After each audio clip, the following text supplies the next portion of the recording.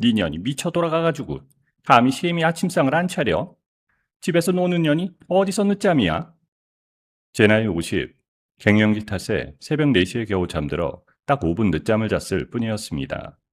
눈을 떠보니 하얀 침구는 냄새나는 멸치 액젓으로 범벅이 되어 있었고 숨을 쉴 때마다 역한 비린내에 헛구역질이 났습니다. 그 순간 며느리라는 이유 하나로 20년을 참아왔던 서러움이 한꺼번에 치밀어 올랐습니다. 저는 쌍욕을 퍼붓던 시어머니를 뒤로하고 주방으로 가 시어머니를 위한 마지막 아침상을 차렸습니다.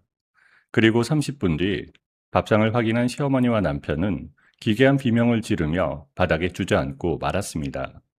제가 차린 아침상에는 무엇이 올라가 있던 걸까요? 사연 시작 전에 구독 버튼을 눌러주시고 어디서 듣고 계신지 댓글에 남겨주세요. 그곳에 늘 행운이 가득하길 바라겠습니다. 30살에 시집와서 올해로 꼭 20년이 흘렀습니다. 신혼여행에서 돌아온 그날 저녁부터 저는 시어머니 박순자와 한 지붕 아래 살았습니다. 새벽 5시에 일어나 쌀을 씻고 국과 찌개를 따로 끓이고 반찬 7가지를 차려내는 일로 하루를 열었습니다. 남편 최동민 뒷바라지에 시어머니 복량까지 하면서 월급 한 푼 못 받는 식모나 다름없이 살아왔죠. 그렇게 20해가 흐르는 동안 제 손목은 늘 부어 있었고 무릎은 계단만 오르면 시큰거렸습니다. 올해 들어서는 몸이 완전히 딴 사람처럼 변해버렸어요. 밤마다 등줄기로 식은땀이 흘러 잠옷이 축축하게 젖었습니다. 갑자기 열이 확 치밀어 오르면 얼굴까지 벌겋게 달아올라 창문을 열고 한참 서 있어야 했습니다. 어깨며 손가락 마디마디가 밤새 욱신거려서 하루에 3시간도 제대로 눕지 못했어요. 동네 병원에서는 갱년기라고 여자 몸이 크게 바뀌는 시기라 그렇다고 하더라고요. 하지만 박순자에게 제 갱년기는 그저 집구석에서 놀고 먹으며 부리는 꾀병일 뿐이었습니다. 그날 오후에도 저는 세탁기를 돌리다 눈앞이 노래져서 소파 끝에 잠깐 몸을 기댔습니다. 박순자가 마른 걸레를 제 발치에 툭 던지며 소리쳤습니다. 내 아들 피 같은 돈으로 먹고 사는 년이 대낮부터 틀어 누워 있어. 아주 팔자가 늘어졌구나. 저는 소파 팔걸이를 짚고 겨우 몸을 일으켰습니다. 어머님, 또 열이 확 올라와서 그래요. 숨만 좀 돌리고 바로 할게요. 박순자가 제 팔뚝을 잡아채 끌어올리며 코웃음을 쳤습니다. 열은 무슨 놈의 열이야? 나 때는 애 없고 파딜도 했다.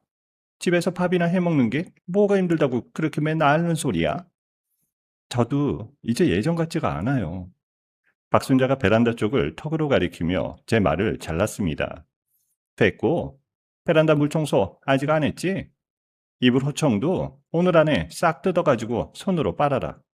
그리고 내일 아침상 6시 정각이야. 국하고 찌개 하나라도 빠지면 가만 안 둔다. 저는 고무장갑을 끼고 베란다로 나가 찬물을 틀었습니다. 물이 튀어 바지가 무릎까지 젖는데도 얼굴은 이상하게 계속 뜨거웠어요. 쭈그려 앉아 솔질을 하는 동안 손끝이 저릿저릿 저려왔습니다. 그날 밤은 유독 심했어요. 자정이 지나고 새벽 2시가 지나도 잠이 오지 않았습니다. 얼굴이 화끈거려서 이불을 걷어찼다가 또 오한이 들어 이불을 끌어당기기를 몇 번이나 반복했습니다.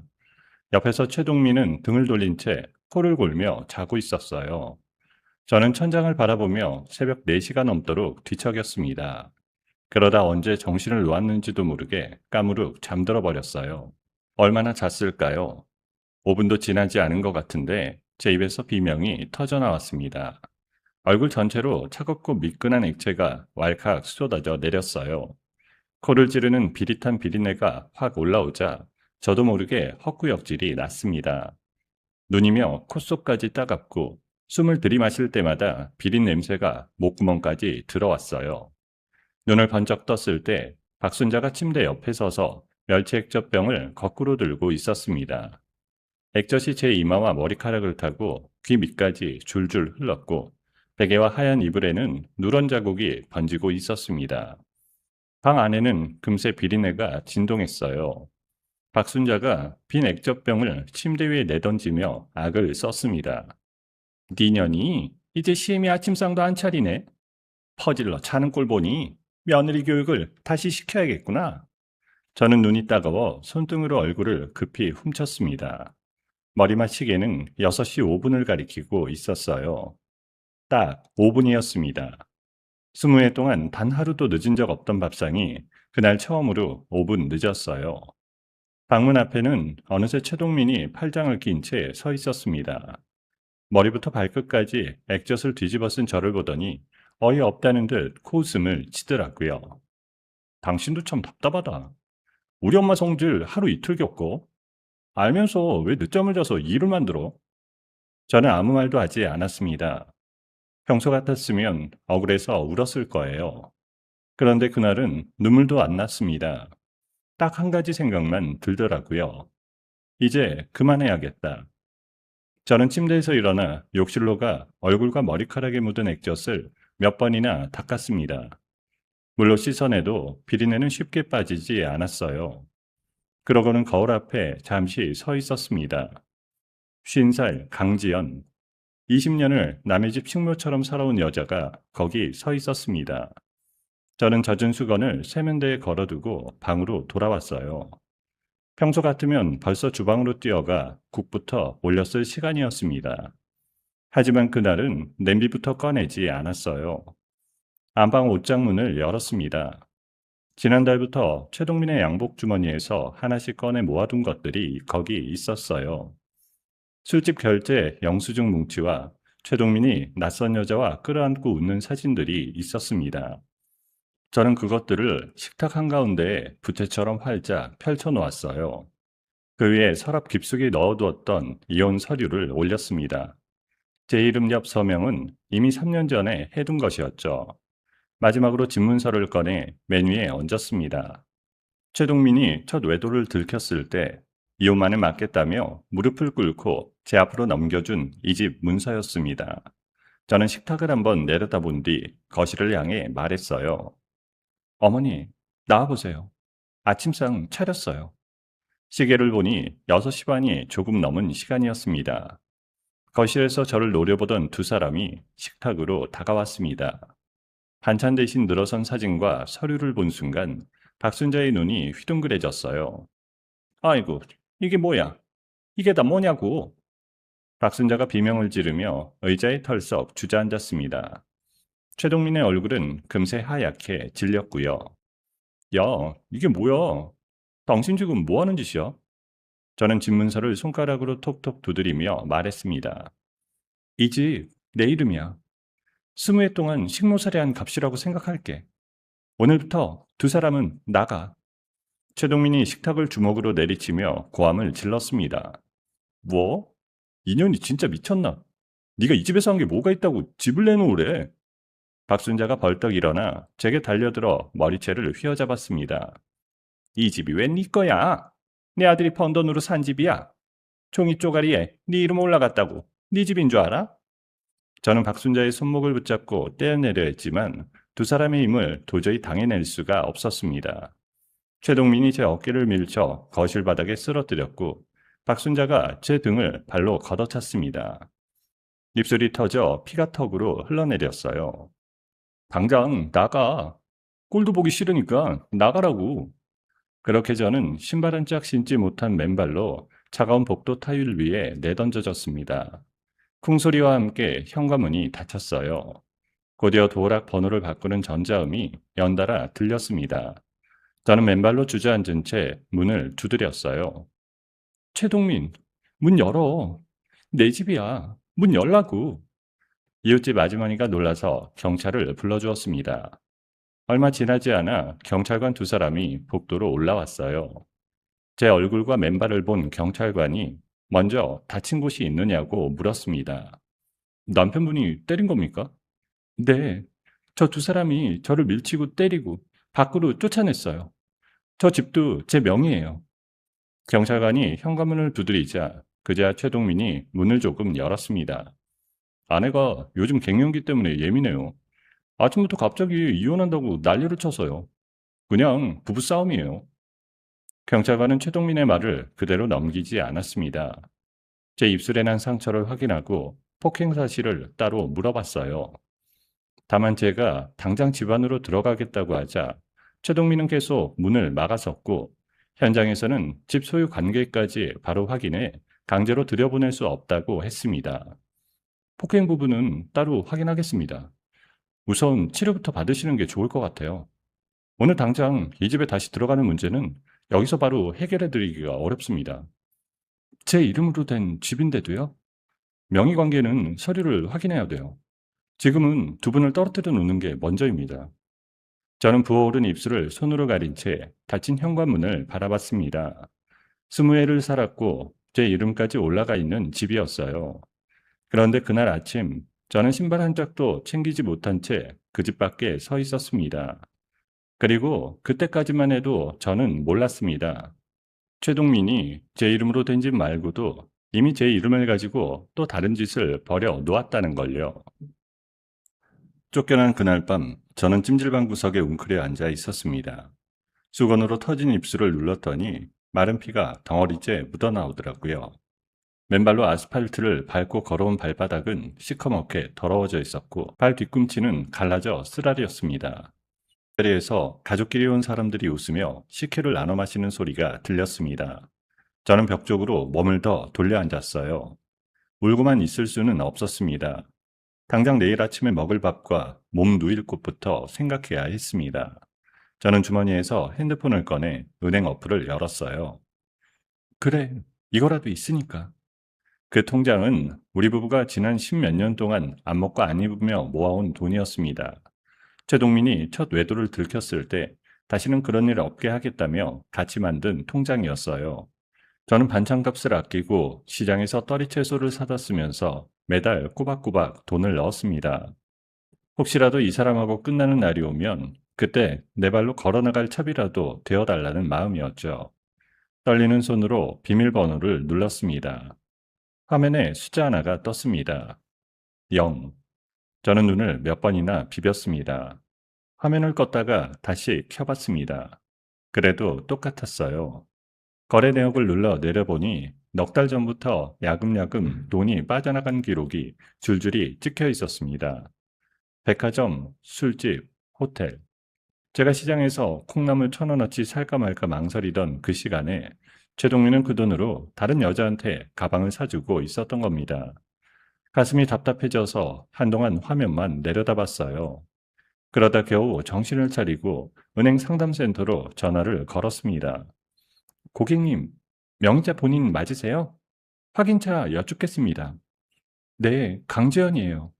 제 통장 돈이 다 빠져나갔는데 제가 뺀 게 아니에요. 확인 좀 해주세요. 본인 확인은 됐고요. 고객님, 그런데 조회되는 내용 중에 하나 더 확인하셔야 할 게 있습니다. 작년 가을에 고객님 명의로 대출이 실행된 내역이 있어요. 저는 귀를 의심했습니다. 대출이요? 저는 대출 받은 적이 없는데. 전산상으로는 고객님 명의 대출로 확인됩니다. 본인이 신청하신 게 아니라면 은행에 직접 방문하셔서 확인하시고 명의 도용이 의심되면 신고도 하셔야 됩니다. 전화를 끊고 나서 저는 휴대폰을 든 채로 한참 움직이지 못했습니다. 손이 떨려서 화면의 글씨가 제대로 눈에 들어오지도 않았어요. 통장돈만 없어진 게 아니었습니다. 제 이름 앞으로 갚아야 할 빚까지 얹혀 있었던 거예요. 저는 그날 밤 한숨도 자지 못하고 천장만 바라봤습니다. 다음날 아침 저는 퀭한 눈으로 살던 아파트 앞을 서성였어요. 혹시 아들 최진우가 학교 가는 길에 마주치지 않을까 싶은 마음도 있었습니다.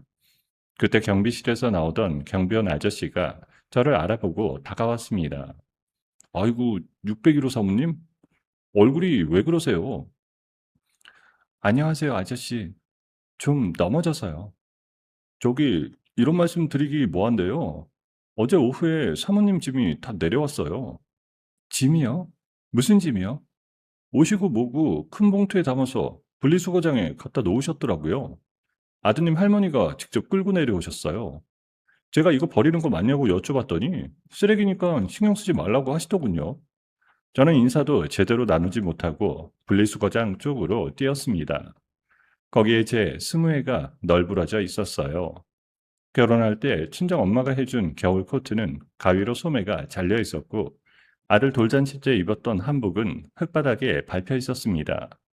앨범은 표지가 뜯긴 채 물 웅덩이에 반쯤 잠겨 있었고요. 저는 무릎을 꿇고 앉아 젖은 사진들을 한 장씩 건져 옷자락에 닦았습니다. 그때 등 뒤에서 낯익은 목소리가 들려왔어요. 저는 몸을 굳히고 폐지 더미 뒤로 숨었습니다. 글쎄, 내가 다 말도 못해. 우리 며느리가 사고를 쳤어. 어머, 601호 세대기요? 그 참한 사람이 무슨 사고를 쳐요? 참하긴 뭐가 참해. 사람 겉만 보고는 모른다니까. 우리 아들 돈을 몽땅 빼가지고 남자랑 도망갔어. 동민이는 어제 그거 알고 밥 한 숟갈도 못 먹었고. 세상에, 아들이 고등학생 아니에요? 그러니까 내가 환장하지. 지 자식 놔두고 남자 따라간 년이 엄마야. 내가 이 나이에 손자밥까지 챙기게 생겼다고. 아주머니들이 혀를 차며 저를 욕하는 소리가 이어졌습니다. 저는 폐지 더미를 잡은 손에 힘을 주었어요. 당장 뛰쳐나가서 그 입을 막고 싶었습니다. 통장을 털어간 건 당신 아들이라고, 나는 얼굴에 액젓을 뒤집어 쓰고 맨발로 쫓겨났다고 소리치고 싶었습니다. 그런데 물 웅덩이에 비친 제 얼굴이 보였습니다. 눈두덩은 시퍼렇게 멍들고 입술은 터져서 부어 있었어요. 머리는 제대로 감지도 못해 엉망이었고 옷에서는 찜질방 냄새가 났습니다. 이꼴로 뛰쳐나가 소리를 지르면 사람들이 뭐라고 하겠어요. 박순자 말대로 정말 제가 이상한 사람인 줄 알 수도 있겠다는 생각이 들었습니다. 저는 사진 몇 장만 품에 넣고 조용히 그 자리를 벗어났습니다. 주머니를 뒤져보니 지폐 몇 장이 전부였어요. 통장은 비었고 제 이름 앞으로는 빚이 붙어 있었습니다. 오늘 밤 누울 자리를 걱정해야 하는 처지가 된 거예요. 정처 없이 걷다가 상가 유리창 앞에서 걸음을 멈췄습니다. 유리에 비친 여자를 저는 한참 들여다봤어요. 20해 동안 새벽마다 일어나 밥을 짓고 시어머니 요강을 비우고 남편 와이셔츠를 다렸던 여자였습니다. 그 대가로 얼굴에 멸치 액젓을 뒤집어 쓰고 맨발로 길에 나앉은 여자였고요. 강지연, 정신 차려. 저는 유리에 비친 제 눈을 똑바로 봤습니다. 눈물은 나오지 않았어요.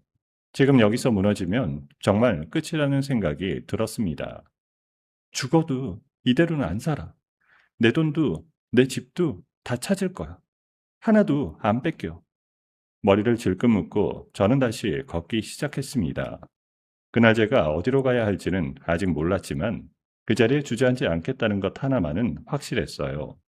쓰레기장에서 사진 몇 장을 건져 나온 뒤로 며칠이 흘렀습니다. 저는 찜질방과 시장 골목으로 가며 하루하루를 버텼어요.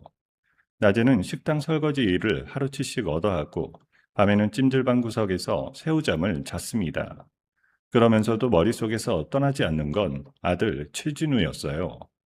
같은 아파트 단지에 사는 옛 반상의 아주머니가 시장에서 저를 알아보고 팔을 붙잡았습니다. 601호 세대? 이게 무슨 꼴이야? 그지, 지금 난리야. 저는 젖은 손을 앞치마에 닦으며 물었습니다. 우리 진우요. 진우는 밥 잘 먹고 다니고 있어요? 아주머니가 주위를 한번 살피더니 목소리를 낮췄습니다. 애 아빠가 요즘 진우 앞에서 아주 대성통곡을 한다더라고. 엄마가 갱년기 때문에 이상해져서 집안 돈을 다 들고 도망갔다고. 자기는 아무 잘못도 없는데 마누라한테 배신당했다고 밤마다 운대. 그 사람이 운다고요? 할머니는 옆에서 더 하고 있고 네 애미가 사람이 아니라고 자식 버리고 나간 여자라고 맨날 애한테 그런다더라. 진우가 요즘 학교에서도 말 한마디도 안 한대. 저는 손에 든 그릇을 놓칠 뻔했습니다. 집을 빼앗기고 통장을 털린 것보다 그 말이 더 아팠습니다. 그날 밤 저는 찜질방 구석에서 아들에게 전화를 걸었어요. 몇 번을 걸어도 연결되지 않았습니다. 문자를 보내려 했지만 그것마저 막혀 있었어요. 아들이 제 번호를 아예 막아버린 겁니다. 다음날 저는 아침 일찍부터 학교 앞 골목에 서 있었어요. 수업이 끝날 시간에 맞춰 담벼락 근처에서 기다렸습니다. 가방을 맨 아이들이 우르르 쏟아져 나왔고 그 사이에서 최진우가 보였습니다. 며칠 사이에 얼굴이 반쪽이 되어 있었어요. 교복 셔츠는 목깃이 시커멓게 때가 타 있었습니다. 제가 없는 며칠 동안 그 집에서 아들옷 한 번 빨아준 적이 없었던 것 같아요. 저는 저도 모르게 진우 앞으로 걸어갔습니다. 진우야. 아들이 걸음을 멈추고 고개를 돌렸습니다. 저를 알아본 순간 아들의 얼굴이 굳어졌어요. 진우야, 엄마야. 잠깐만, 엄마 말 좀 들어봐. 저는 손을 뻗어 아들의 팔을 잡으려 했습니다. 아들이 제 손을 탁 쳐냈어요. 만지지 마. 진우야, 엄마는 도망간 게 아니야. 네가 알고 있는 거랑 다르다고. 아들이 한 발 뒤로 물러서며 저를 노려봤습니다. 낯선 사람을 보는 것처럼 차가운 눈이었어요. 돈 다 들고 나갔다며. 아빠 돈까지 싹 빼갔다며. 아니야, 진우야. 그 돈은 엄마가 가져간 게 아니라 아빠가. 아빠 며칠째 밥도 제대로 못 먹어. 할머니는 밤마다 울고 있고. 그런데 엄마는 집 나가서 지금까지 뭐 하고 있었는데? 저는 목이 메어서 바로 대답하지 못했습니다. 아빠가 다른 여자한테 그 돈을 다 썼다고, 엄마는 얼굴에 멸치 액젓을 뒤집어 쓰고 맨발로 쫓겨났다고 말하고 싶었습니다. 그런데 그 말을 하려면 17살짜리 아들한테 제 아버지의 추한 짓을 다 말해야 했습니다. 차마 입이 떨어지지 않아 잠깐 머뭇거렸고 진우는 그걸 놓치지 않았습니다. 왜? 할 말 없지? 진우야, 엄마 얘기 조금만 들어봐. 됐어. 우리 앞에 다시는 나타나지 마. 쪽팔리니까. 아들이 가방끈을 고쳐쥐고 돌아섰습니다. 저는 그 뒷모습을 향해 한 걸음 따라갔습니다. 진우야, 밥은 챙겨 먹어. 아침에 뭐라도 꼭 먹고 가고. 아들은 뒤도 돌아보지 않고 뛰어갔습니다. 저는 학교 담벼락에 손을 짚고 한참을 서 있었어요. 다리에 힘이 풀려서 그대로 주저앉았습니다. 지나가던 학생들이 저를 힐끔거리며 지나갔지만 한동안 일어나지 못했습니다. 그로부터 사흘 뒤였어요. 제가 일하던 식당으로 우편물 하나가 배달됐습니다. 전에 살던 주소로 갔다가 옛 반상의 아주머니가 대신 챙겨 가져다 준 것이었어요.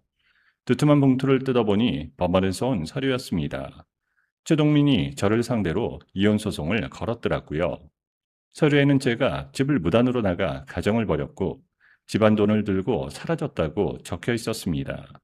혼인 파탄의 책임이 전부 제게 있으니 자기에게 유리하게 이혼해달라는 주장이었고 제 명의로 된 집에 대해서도 자기 몫을 인정해달라고 요구하고 있었습니다. 게다가 제 명의로 생긴 대출 역시 제가 알아서 갚아야 한다는 식으로 써놨더라고요. 저는 서류를 든 채로 식당 뒷문 계단에 앉았습니다. 손이 떨려서 종이가 부스럭 거렸어요. 저를 때리고 쫓아낸 사람이 오히려 제가 가정을 벌였다고 법원에 낸 겁니다. 그날부터 저는 변호사를 찾아다녔어요. 수중에 돈이 없으니 무료로 상담해준다는 곳만 골라서 다녔습니다. 어느 사무실에서는 서류를 대충 넘겨보더니 이렇게 말하더라고요. 지금 서류만 보면 부인께서 집을 나온 건 맞습니다. 강제로 쫓겨났다는 걸 보여줄 자료가 따로 있으세요? 경찰이 왔었어요. 제가 맞고 쫓겨난 상황이었고요. 경찰 출동 기록만으로는 당시 상황이 전부 확인되지는 않을 수 있어요. 폭행이나 강제로 내쫓긴 상황을 더 찾아보셔야 됩니다. 남편 쪽에서도 변호사를 선임했다면 그냥 대응하시면 안 됩니다. 또 다른 곳에서는 상담 시간이 10분 만에 끝났습니다. 지금 가진 자료만으로는 쉽지 않아 보여요.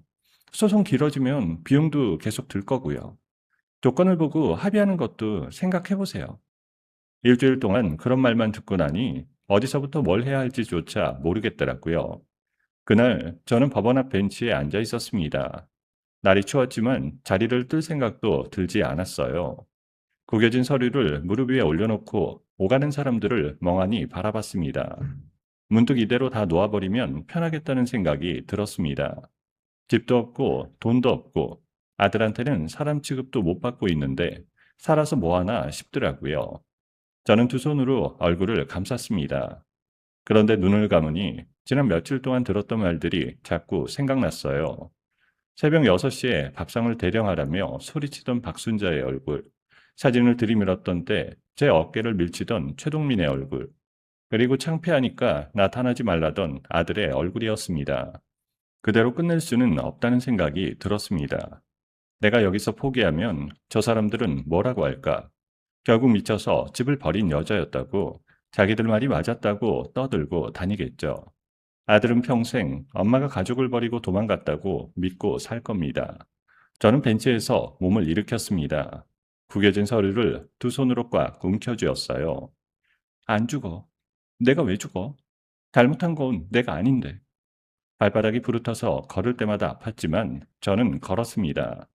지나가는 사람을 붙잡고 돈 없는 사람도 법률 도움을 받을 수 있는 곳이 어디냐고 물었어요. 버스를 3번 갈아타고 찾아간 곳은 낡은 상가 건물 3층이었습니다.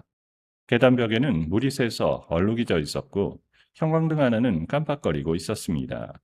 복도 끝에 무료 법률 상담을 해준다는 사무실 간판이 붙어 있었어요.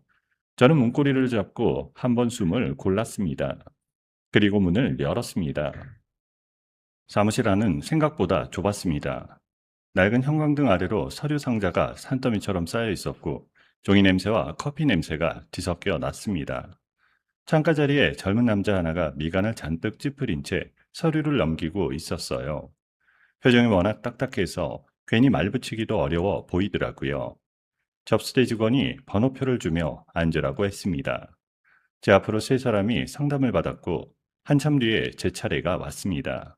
저는 구겨진 서류 봉투를 품에 안고 그 젊은 변호사 앞에 앉았습니다. 말씀하세요. 목소리가 사무적이고 차가웠습니다. 저는 어디서부터 말해야 할지 몰라 두서없이 쏟아냈습니다. 제 이름으로 된 집인데 제가 못 들어가요. 맨발로 쫓겨났고요. 통장은 텅 비었는데 빚은 제 앞으로 있고 남편이 저를 상대로 이혼 소송까지 걸었어요. 제가 집 나가서 돈 들고 도망갔다고요. 그걸 뒤집을 만한 증거는 있으세요? 경찰이 출동하긴 했어요. 근데 그날은 그냥 부부싸움처럼 넘어갔어요.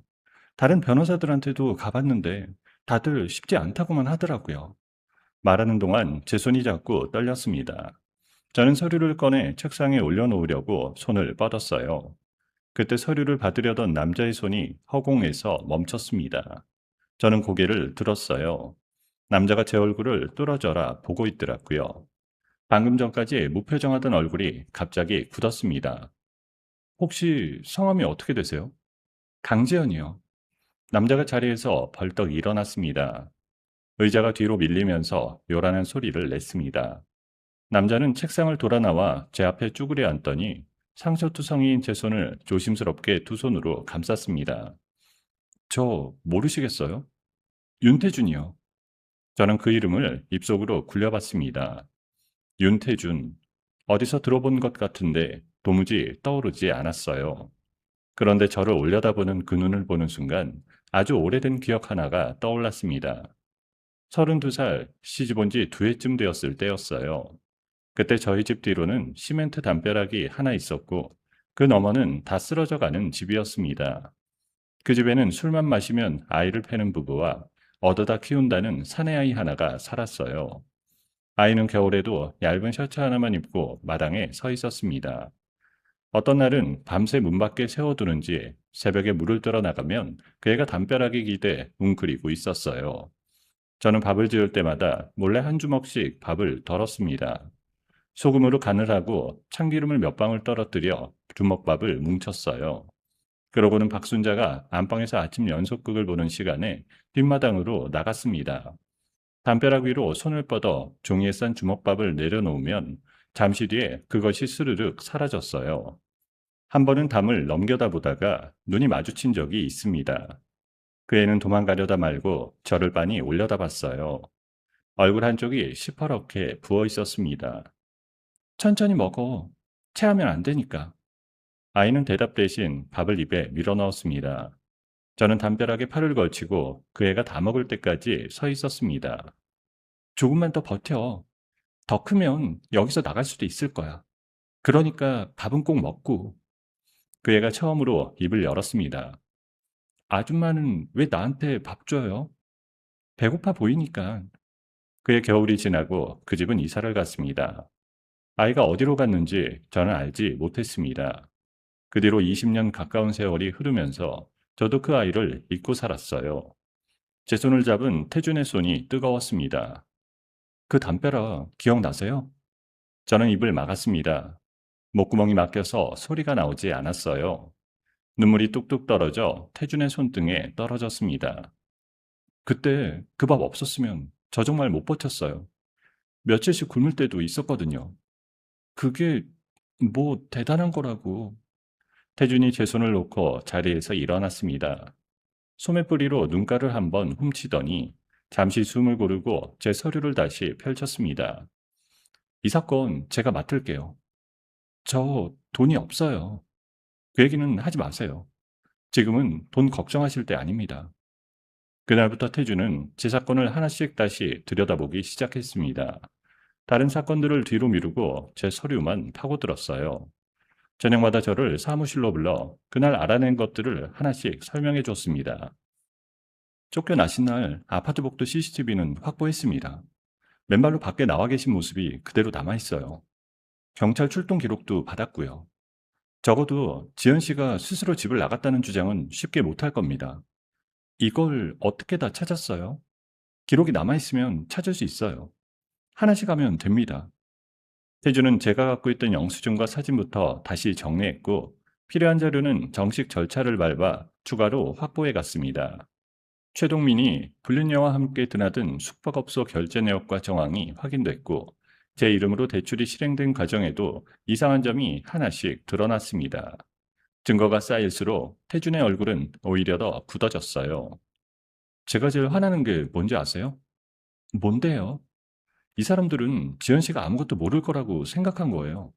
집안일만 하고 살았으니까 그냥 밀어붙이면 되는 사람으로 보는 거예요. 태주는 제 이름으로 된 집에서 두 사람을 내보내기 위한 법적 절차를 밟기 시작했습니다.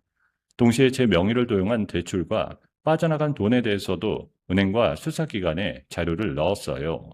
모든 준비가 끝난 날 태준이 상자 하나를 내밀었습니다. 열어보니 새구두 한 켤레가 들어있었어요. 이건 왜요? 신어보세요. 태준이 무릎을 꿇고 앉아 제가 신고 있던 낡은 슬리퍼를 바라봤습니다. 저는 얼른 발을 뒤로 뺐습니다. 아우 참, 됐어요. 발도 엉망인데 뭘 이런 걸 사와요. 그냥 신어보세요. 사이즈 맞는지만 볼게요. 제가 머뭇거리자 태준이 상자에서 구두를 꺼내 제 앞에 가지런히 내려놓았습니다. 내일부터는 마음 단단히 먹으셔야 돼요. 저쪽에서 계속 흔들 겁니다. 한번 물러서면 또 밀고 들어올 거고요. 내가 끝까지 할 수 있을까요? 저한테 밥 한 덩이 건네실 때도 겁 안 내셨잖아요. 이번에도 하실 수 있습니다. 그리고 며칠 뒤 집에 대한 첫 법원 결정에서 유리한 결과가 나왔습니다. 최동민과 박순자가 제 집을 계속 점유할 수 없다는 취지의 서류가 제 손에 들어왔습니다. 저는 그 종이를 가슴에 안고 한참 동안 사무실 복도에 서 있었어요. 판결이 확정된 날 아침, 저는 새 구두를 신고 아파트 앞에 섰습니다. 태준이 옆에 서 있었고 법원에서 나온 집행관들과 경찰관 두 사람이 함께였습니다. 6달 만에 밟아보는 아파트 마당이었어요. 화단에 심어놓은 철쭉은 제가 나간 뒤로 아무도 물을 주지 않았는지 바짝 말라 있었습니다. 엘리베이터가 6층에 멈추고 문이 열렸어요. 저는 현관 앞에서 잠깐 숨을 골랐습니다. 바로 이 자리, 이 타일 위에서 맨발로 문을 두드렸던 게 떠올랐어요. 집행관이 도어락에 손을 대자 잠시 뒤 문이 열렸습니다. 저는 제일 먼저 안으로 들어갔어요. 집안은 발 디딜 틈이 없었습니다. 싱크대에는 곰팡이 핀 그릇이 산더미처럼 쌓여 있었고 거실 바닥에는 배달 음식 그릇과 술병이 굴러다녔어요. 쉰내가 코를 찔러서 저는 손등으로 코를 막았습니다. 거실 소파에서 텔레비전을 보던 박순자가 벌떡 일어났어요. 뭐야? 이게 무슨 짓이야? 안방문이 벌컥 열리고 최동민이 러닝셔츠 바람으로 나왔습니다. 눈이 퉁퉁 부어있는 게 낮술을 마시다 잠든 모양이었어요. 당신 미쳤어? 남의 집에 사람들을 왜 끌고 와? 저는 태준에게 받은 서류를 최동민의 앞으로 내밀었습니다. 남의 집? 이게 왜 남의 집이야? 뭐? 내 집이야. 이제 두 사람한테는 남의 집이고. 짐 챙겨서 나가. 박순자가 소파 팔걸이를 붙잡고 악을 썼습니다. 내가 여기서 20년을 살았다. 내가 왜 나가? 나갈 사람은 너야. 집행관이 앞으로 나서서 차분하게 말했습니다. 집행 절차에 따라 진행하겠습니다. 필요한 물건은 챙기실 시간을 드릴 테니까 협조해 주세요. 최동민이 저에게 달려들려다가 경찰관이 팔을 잡자 그 자리에 멈췄습니다. 그러더니 갑자기 목소리를 바꾸더라고요. 주연아, 우리 20년이나 같이 살았잖아. 꼭 이렇게까지 해야겠어? 내가 잘못했어. 저는 그 얼굴을 똑바로 봤습니다. 내 얼굴에 멸치액젓 뒤집어 쓰고 쫓겨날 때는 그 말 안 나오더니. 지연아, 내가 정말 잘못했다니까. 내 이름 부르지 마. 듣기 싫으니까. 박순자가 옷가지를 대충 끌어안고 나오면서 제 어깨를 밀쳤습니다. 저는 밀리지 않고 그 자리에 서 있었어요. 경찰관이 바로 박순자를 막아섰고 두 사람이 복도로 나가는 동안 저는 현관에 서서 그 뒷모습을 지켜봤습니다. 맨발로 쫓겨났던 자리에서 이번에는 두 사람이 짐가방을 제대로 챙기지도 못한 채 밖으로 나가고 있었습니다. 그런데 그때였어요. 엘리베이터 문이 열리고 교복을 입은 아들이 내렸습니다. 최진우가 그 광경을 봤습니다. 경찰관 옆에 서 있는 아빠와 복도 바닥에 주저앉은 할머니와 새 구두를 신고 현관에 있는 저와 그 옆에 젊은 남자를 봤습니다. 박순자가 손자를 보자마자 통곡을 했습니다. 진우야, 네 애미가 우리를 쫓아낸다. 우리 이제 갈 데도 없어. 최동민도 아들을 향해 소리쳤습니다. 진우야, 아빠 봐. 네 엄마가 지금 우리를 이렇게 내쫓는 거야. 아들이 저를 봤습니다. 그 눈에는 미움이 가득했어요. 진우야, 이건 네가 생각하는 그런 게 아니야. 제가 한 발 다가서자 아들이 뒤로 물러섰습니다. 저 사람 누구야? 엄마 도와주는 변호사분. 도와줘? 뭘 도와주는데? 아빠 쫓아내는 거? 진우야, 엄마 말 좀 들어봐. 아들은 가방을 어깨에 붙여매더니 계단 쪽으로 뛰어내려갔습니다. 저는 쫓아가려다가 그 자리에 멈춰섰어요. 지금 붙잡아봐야 한마디도 안 들릴 걸 알았으니까요. 태준이 조용히 다가와 말했습니다. 지금은 아니에요. 진우도 시간이 좀 필요할 거예요. 저 애가 저를 완전히 나쁜 사람으로 알아요. 그럼 아니란 걸 보여주시면 되는 거예요. 말로만 설명하려고 하지 마시고요. 그날 밤 저는 텅 빈 집을 혼자 치웠습니다. 쓰레기를 20자루도 넘게 내다버리고 새벽까지 바닥을 닦았습니다. 손이 퉁퉁 부었지만 쉬고 싶은 생각은 들지 않았어요. 다 치우고 나니 창밖이 환해져 있었습니다. 저는 부엌 한가운데 서서 생각했어요. 이제 뭘 해서 먹고 사나. 50살에 경력이라고는 없고 배운 기술도 없었습니다. 그런데 손바닥을 내려다보니 제가 할 수 있는 게 하나 떠올랐어요. 이 손으로 20해 동안 매일 아침 7가지 반찬을 차렸습니다. 그것도 어제 것을 다시 올리면 상을 물리는 사람 밑에서요. 웬만한 국이며 찌개, 나물, 조림은 눈 감고도 할 정도였습니다. 저는 집을 담보로 대출을 받아 목돈을 마련했습니다. 그 돈으로 동네 상가 1층에 작은 가게를 얻었어요. 간판을 달던 날 태준이 화분을 하나 들고 찾아왔습니다. 이름은 정하셨어요? 엄마 손 반찬이요. 너무 촌스럽죠? 아니요. 듣자마자 뭘 파는지 알잖아요. 그게 제일 좋은 거예요. 저는 조미료를 일절 쓰지 않기로 했습니다. 멸치와 다시마로 육수를 내고 새벽 4시에 시장에 나가 그날 쓸 나물을 직접 골랐습니다. 시들거나 무른 건 아무리 싸도 사지 않았어요. 포장도 신경 써서 하얀 용기에 담고 뚜껑의 날짜를 손으로 적었습니다. 문연 첫날 손님은 3명이었어요. 둘째 날은 5명이었습니다. 그리고 일주일쯤 지나자 손님들이 조금씩 늘기 시작했어요. 아침에 문을 열면 먼저 와 기다리는 손님도 생겼습니다. 사장님, 시금치 나물 좀 주세요. 우리 애가 다른 데 건 안 먹는데 여기 건 잘 먹어요. 어제 갈치조림 사갔잖아요. 우리 시어머니가 어디서 샀냐고 3번이나 물어보셨어요. 동네 엄마들이 인터넷에 글을 올리면서 소문이 퍼진 거였습니다. 나중에는 옆 동네에서 차를 몰고 오는 손님까지 생겼습니다. 아침 10시면 준비할 반찬이 다 나가서 문을 닫아야만 했습니다. 저는 새벽 3시에 일어나 밤 10시까지 일했습니다. 손목이 시큰거려서 파스를 붙이고 또 붙였어요. 그래도 밤에 문을 닫고 그날 번 돈을 세는 순간이 그렇게 좋을 수가 없었습니다. 50살에 태어나서 처음으로 제 손으로 번 돈이었습니다.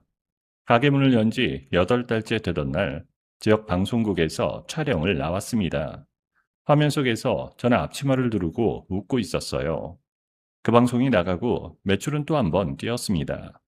그 무렵 저는 시장에서 우연히 박순자를 봤습니다. 때가 낀 점퍼를 입고 무료 급식소줄에 서 있더라고요.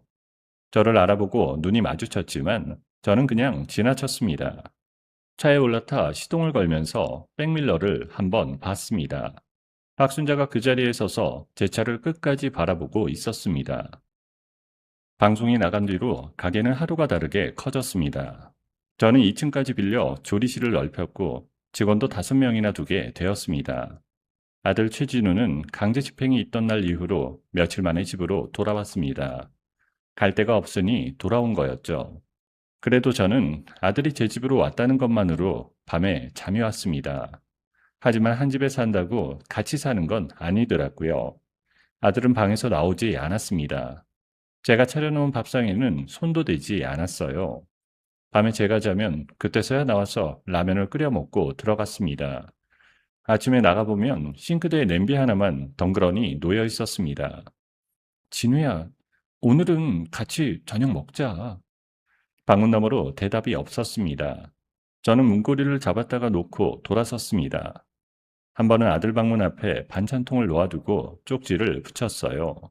아침에 가보니 반찬통은 그대로 있고 쪽지는 구겨져 바닥에 떨어져 있었습니다. 그러던 어느 날 아들이 학원에서 돌아오는 골목에 두 사람이 서 있었습니다. 저는 나중에야 그날 일을 알게 되었어요. 박순자가 손자의 손을 붙잡고 울었다고 합니다. 진우야, 할미 얼굴 좀 봐. 밥도 제대로 못 먹고 이렇게 산다. 최동민의 아들 앞에서 무릎을 꿇었다고 합니다. 아빠가 미안하다. 아빠가 못나서 이렇게 됐어. 아빠 왜 이래? 네 엄마가 그 젊은 변호사 놈이랑 눈이 맞았어. 둘이 짜고 아빠랑 할머니를 쫓아낸 거야. 아빠는 하루아침에 빈털터리가 됐어. 그게 무슨 소리야? 거짓말이지. 너도 그날 봤잖아. 네 엄마 옆에 딱 붙어있던 젊은 놈. 못 봤어? 그 놈이야. 박순자가 옆에서 손등으로 눈물을 훔치며 거들었습니다. 우리는 무료 급식소에서 밥 얻어먹고 사는데 네 애미는 텔레비전에 나와 웃고 있더라. 진우야, 할미가 그 꼴을 보고 어떻게 안 울겠니? 아들은 그날 밤 늦게까지 방에 불을 켜놓고 있었습니다. 저는 그것도 모르고 명절 주문 때문에 밤 늦게까지 가게에 있었습니다. 그때부터 아들의 냉전은 더 심해졌어요. 제가 거실에 있으면 아들은 아예 나오지도 않았습니다. 마주쳐도 벽을 보고 지나갔고요. 어느 날 아침에는 제 방문 앞에 서 있는 아들을 봤는데 눈이 마주치자 얼른 방으로 들어가 버리더라고요. 저는 그게 무슨 뜻인지 그때는 몰랐습니다. 아들은 며칠 동안 저를 지켜봤어요. 제가 몇 시에 들어오는지, 현관 비밀번호를 어떻게 누르는지, 핸드폰 잠금을 어떻게 푸는지까지 눈여겨 봤습니다. 추석을 앞둔 날이었어요. 그날 저는 단체 주문 200세트를 챙기느라 새벽 2시에 집에 들어왔습니다. 씻을 힘도 없어서 옷도 못 갈아입고 침대에 쓰러졌어요. 핸드폰을 머리맡에 그대로 두었습니다. 새벽 4시쯤 아들이 제 방문을 소리 없이 열었습니다. 저는 세상 모르고 자고 있었어요. 아들은 발끝으로 걸어와 머리맡에 핸드폰을 집어들었습니다. 그리고 거실로 나가 식탁 앞에 앉았어요. 나중에 진우에게 들으니 손이 떨려 잠금을 2번이나 잘못 풀었다고 했습니다. 세 번째의 화면이 열렸고 아들은 은행 어플을 눌렀어요. 거기에는 제가 가게를 키우며 악착같이 모아둔 돈이 들어 있었습니다. 가게를 하나 더 내려고 여러 군데로 가맹점을 내보려고 모아둔 돈이었어요. 7천만 원이었습니다. 아들은 아빠가 알려준 계좌를 하나씩 눌렀어요. 그리고 7천만 원을 송금하려 했습니다. 필요한 인증 절차까지 마치고 마지막 확인 화면이 뜨자 한동안 손을 멈췄다고 했습니다. 그러다 이를 악물고 확인을 눌렀어요. 송금이 끝나자 아들은 제 핸드폰을 식탁 위에 내려놓았습니다. 그리고 종이 한 장을 꺼내 볼펜을 쥐었어요. 가족 버리고 다른 남자랑 붙어먹은 엄마가 소름 끼쳐. 불쌍한 아빠랑 할머니랑 살 테니까 다시는 나 찾지 마. 아들은 그 쪽지를 핸드폰 옆에 놓고 미리 싸둔 가방을 메고 현관문을 나섰습니다. 아침 7시에 알람 소리를 듣고 저는 눈을 떴습니다. 목이 뻐근해서 어깨를 두드리며 습관처럼 핸드폰을 찾았습니다. 그런데 머리맡에 없더라고요. 저는 이불을 들추고 침대 밑까지 뒤졌습니다. 거실로 나가니 식탁 위에 핸드폰이 놓여 있었어요. 저는 이상하다고 생각하면서 화면을 켰습니다. 문자 알림이 하나 떠 있었어요. 7천만 원이 빠져나갔다는 은행 문자였습니다. 저는 한동안 그 숫자만 바라봤습니다. 손이 떨려 화면도 제대로 눌리지 않았어요. 겨우 어플을 열어 잔액을 확인했습니다. 숫자 0이 화면 한가운데 찍혀 있었습니다. 이게 뭐야? 돈이 왜 없어? 저는 은행에 전화를 걸려고 번호를 누르다가 식탁 위의 종이를 봤습니다. 아들 글씨였어요. 저는 종이를 집어들었습니다. 한 줄을 읽고 두 줄을 읽고 마지막 줄까지 읽었습니다. 진우야. 저는 아들 방으로 달려갔어요. 문을 벌컥 열었습니다. 이불은 개켜져 있었고 책상 위 필통도 없었어요. 옷장문이 반쯤 열려 있었고 옷걸이 몇 개가 비어 있었습니다. 진우야, 진우야. 저는 화장실 문도 열어보고 베란다도 나가봤어요. 집안 어디에도 아들은 없었습니다. 저는 다시 식탁으로 돌아와 쪽지를 들여다봤어요. 엄마가 소름 끼친다는 말에서 눈을 떼지 못했습니다. 20해 동안 남의 집 식모처럼 살고 얼굴에 멸치 액젓을 뒤집어 쓰고 맨발로 쫓겨나고 새벽 3시에 일어나 나무를 다듬으며 여기까지 왔습니다.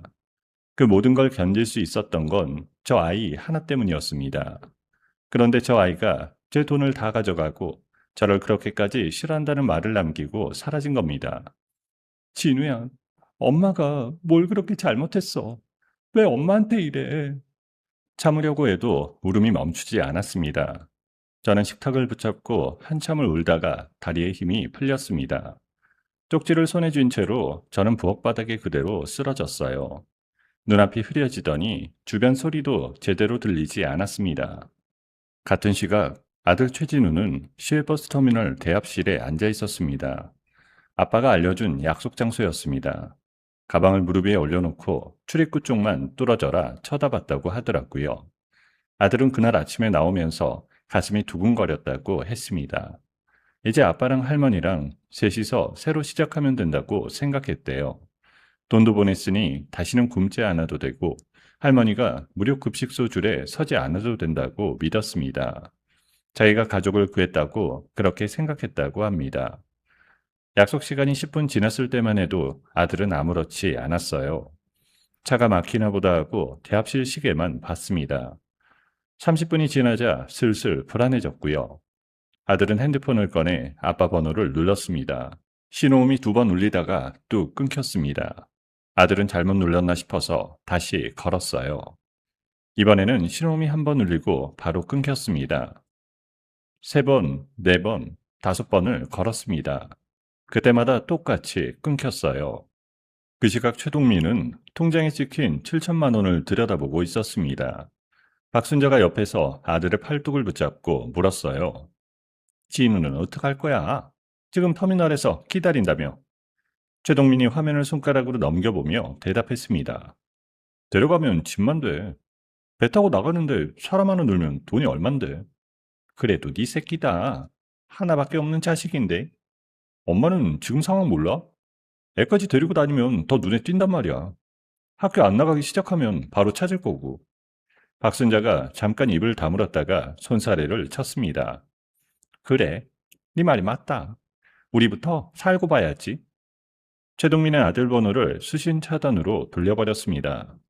그러고는 핸드폰을 주머니에 찔러놓고 박순자와 함께 브로커를 만나러 나갔어요. 대합실에서 아들은 20번째로 전화를 걸었습니다. 이번에는 신호음조차 울리지 않았어요. 지금은 연결할 수 없다는 기계 소리만 흘러나왔습니다. 아들은 핸드폰을 귀에서 떼고 화면을 멍하니 내려다봤어요. 그러다 할머니 번호를 눌렀습니다. 똑같은 목소리가 나왔어요. 아들은 그 자리에 한참을 앉아 있었다고 했습니다. 그러다 문득 자기가 무슨 짓을 했는지가 눈앞에 하나씩 떠올랐대요. 새벽에 엄마 방문을 열던 것, 손이 떨려서 잠금을 2번이나 틀린 것, 확인 버튼을 누르기 전에 잠깐 망설였던 것까지요. 그리고 식탁에 놓고 나온 그 쪽지도요. 그제 아들은 알았다고 했습니다. 자기가 아빠를 구한 게 아니라 아빠가 엄마 돈을 빼내려고 자기를 쓴 거였어요. 자기는 처음부터 끝까지 도구였고 쓸모가 없어지니까 길에 버려진 거였습니다. 아들은 가방을 들고 대합실 밖으로 뛰쳐나갔어요. 밖으로 나오자 굵은 빗줄기가 쏟아지고 있었습니다. 아들은 정류장 지붕 밑으로 들어가지도 않고 그냥 아스팔트 바닥에 주저앉았어요. 가방을 끌어안고 얼굴을 무릎에 쳐박았습니다. 엄마, 엄마. 아들은 그 자리에서 한참을 울었다고 했습니다. 저는 응급실 침대에서 눈을 떴습니다. 가게 직원이 아침에 문을 열러 왔다가 연락이 안 되니까 집으로 찾아왔고 부엌에 쓰러져 있는 저를 발견해서 신고를 한 겁니다. 눈을 뜨자마자 저는 링거바늘부터 뽑으려 했습니다. 간호사가 제 손목을 붙잡았어요. 환자분, 이러시면 안 돼요. 아직 수액도 안 들어갔어요. 우리 애가 없어졌어요. 저 지금 가봐야 돼요. 우선 조금만 누워 계세요. 보호자분 오시면 그때 같이 움직이시고요. 보호자가 없어요. 찾아야 할 애가 제 아들이에요. 저는 침대에서 내려와 벽을 짚고 태준에게 전화를 걸었습니다. 세 마디도 못하고 목이 막혔어요. 태준 씨, 진우가 없어졌어요. 돈도 다 가져갔고요. 7천만 원 전부 다요. 지금 어디 계세요? 병원이요. 응급실이에요. 거기 계세요. 제가 바로 갈게요. 태준은 얼마 지나지 않아 왔습니다. 넥타이도 안 매고 셔츠 단추가 하나 풀린 채로 뛰어들어왔어요. 저를 부축해서 차를 태우더니 곧장 경찰서로 향했습니다. 가는 동안 태준은 은행과 통화하며 상황을 설명했어요. 미성년자인 아들이 속아서 송금한 돈입니다. 명의자인 어머니도 본인이 보낸 게 아니라고 하고요. 일단 사고 신고 접수하고 받을 수 있는 조치가 뭔지 바로 확인해 주세요. 전화를 끊고 태준이 저를 흘끗 보며 말했습니다. 돈은 지금부터라도 최대한 막아볼게요. 지연 씨는 진우 찾는 것만 생각하시고요.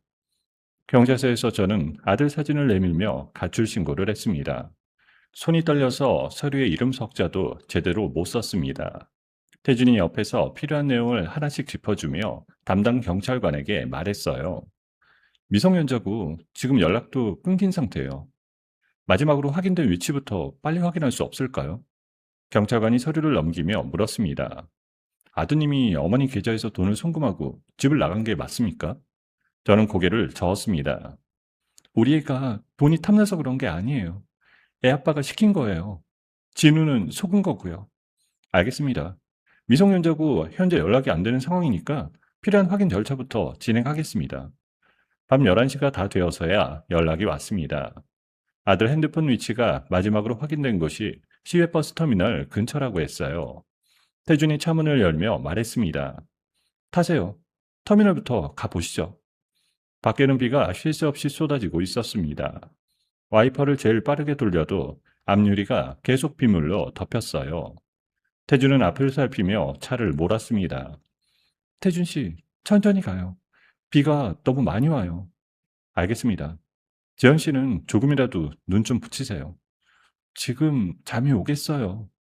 터미널에 도착했을 때는 새벽 1시가 넘어 있었습니다. 대합실은 불이 다 꺼져 있었고 사람 그림자 하나 없었습니다. 저는 우산도 안 챙기고 차에서 뛰어내렸어요. 진우야. 빗소리에 제 목소리가 그대로 묻혔습니다. 저는 대합실 유리문을 두드리고 매표소 뒤편을 들여다보고 정류장을 하나씩 돌았습니다.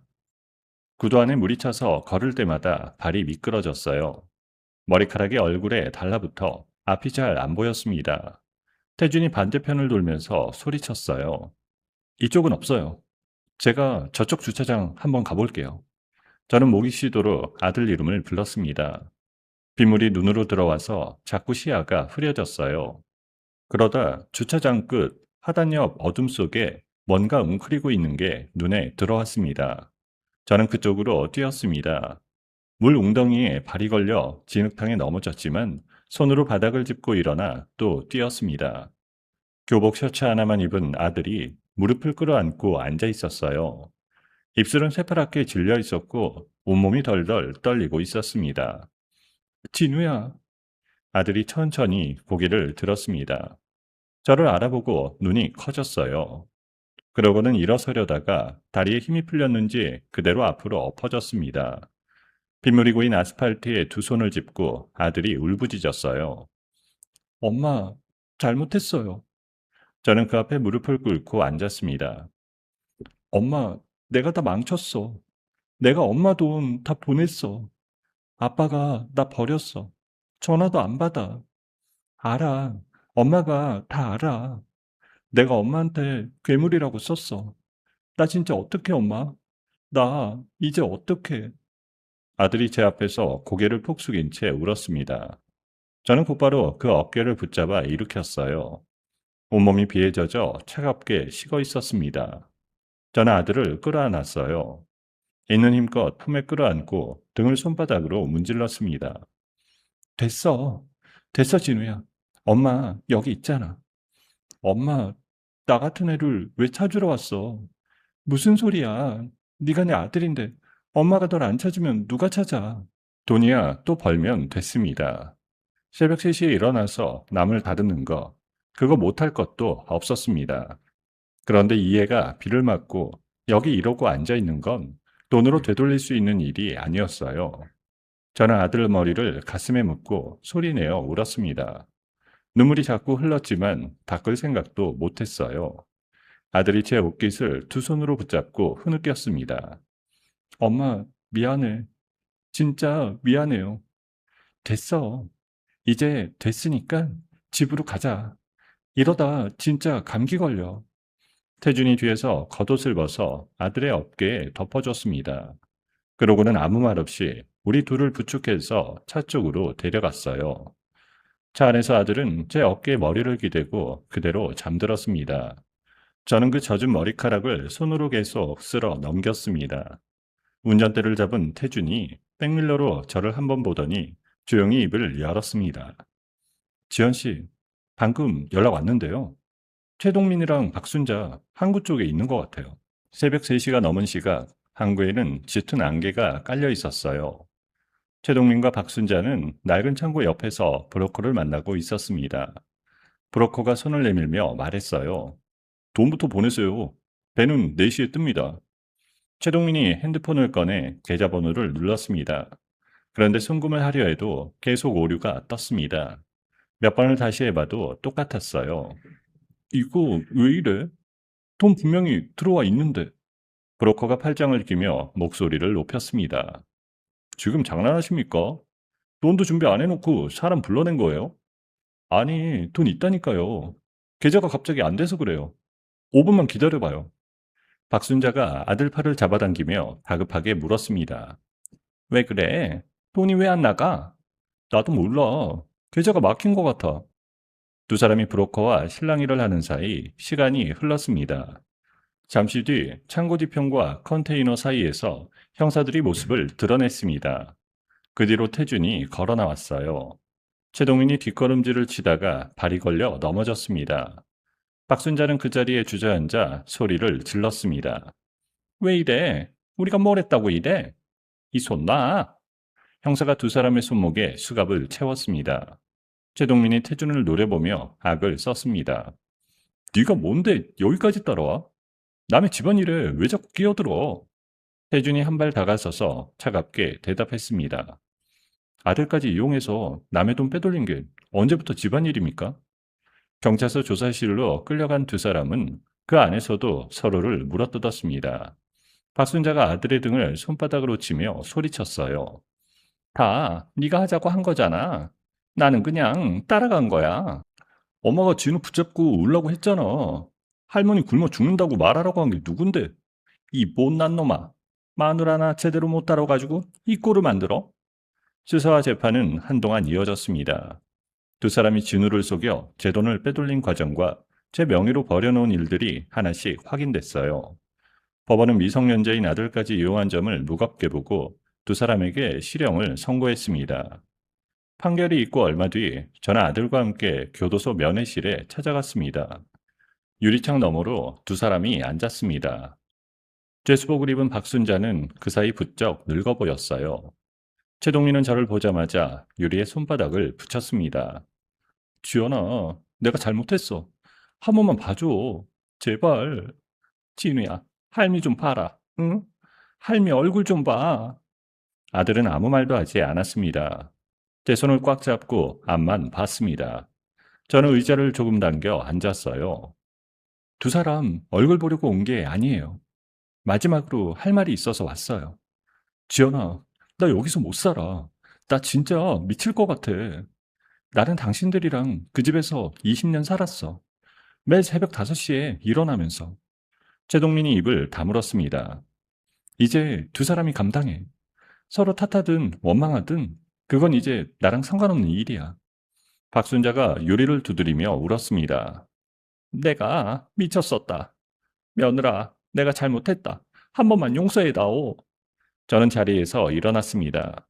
아들이 따라 일어서며 제 팔짱을 꼈습니다. 뒤에서 유리 두드리는 소리가 계속 났지만 저는 한 번도 돌아보지 않았습니다. 그로부터 3년이 흘렀습니다. 17살이던 아들은 20살이 되었어요. 그해 봄에 좋은 대학에 붙어서 지금은 학교에 다니고 있습니다. 방학이면 새벽 4시에 저보다 먼저 일어나 시장에 따라 나서요. 제가 무거운 상자를 들려고 하면 어느새 와서 뺏어갑니다. 엄마는 뒤에 있어. 이런 건 내가 들어. 너 공부해야지. 방학이라고 맨날 따라다닐 거야? 공부는 밤에 해도 되지. 엄마 허리는 하나잖아.